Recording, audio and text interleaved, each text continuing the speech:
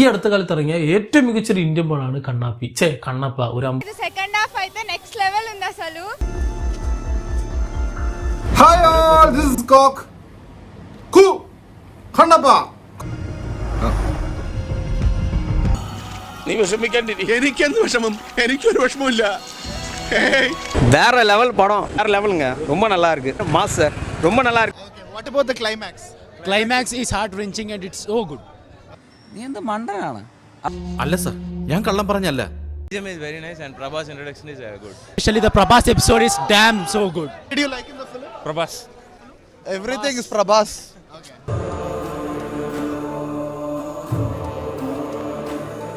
കഴുത്ത് കണ്ടിച്ച് പോയിരുന്നു പറഞ്ഞാലും ശരി, നിന്റെ കൂടെ ഞാൻ നിൽക്കത്തില്ല. मोहनलाल का रोल अच्छा है.